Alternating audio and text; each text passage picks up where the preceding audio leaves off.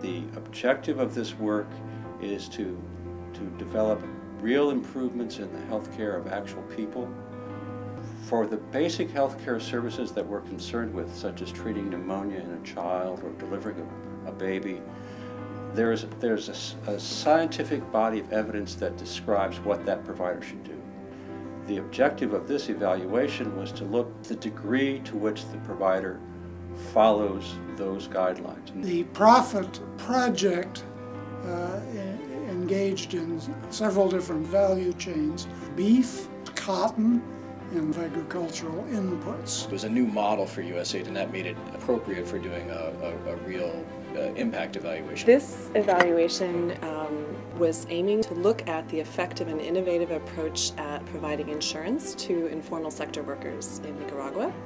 Over 1,300 teams of health workers were involved in the data that we analyzed. No evaluation is easy, but we were not operating in what I would call a sterile laboratory at all. We were trying to collect data in a dense urban market environment in Managua. This study was the first time, again, that we had pulled together results from so many different applications of this approach, and so it really caught a lot of people's attention. And at least in 2 of the value chain interventions, we were able to see that there were positive outcomes that could be attributed to the project. The overall average results were very positive, very impressive, but we didn't know that at the beginning. Even though they weren't the gleaming ideal findings that we had hoped for, we nonetheless wanted to go and share those results with a wider audience. It's very important to avoid a situation in which basically the wheel is reinvented every few years because people don't know what happened in the past.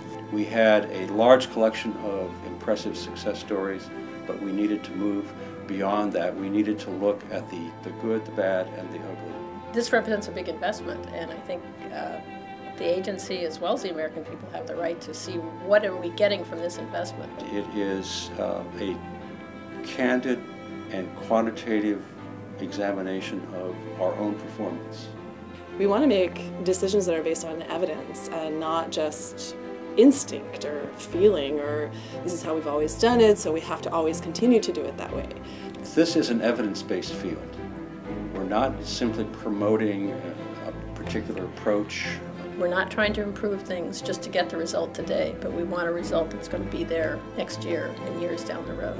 You know, these challenges can be overcome, and you can actually do evaluations of some of the thornier questions that just don't lend themselves to randomized controlled trials. We're in this because we believe in a mission, and we want to make sure that whatever we're investing in, whatever the U.S. government is investing in to try to improve people's lives, that those dollars are spent on the most effective things possible. It is now trying to become a learning organization, to build learning into the organization and benefit from the lessons of experience.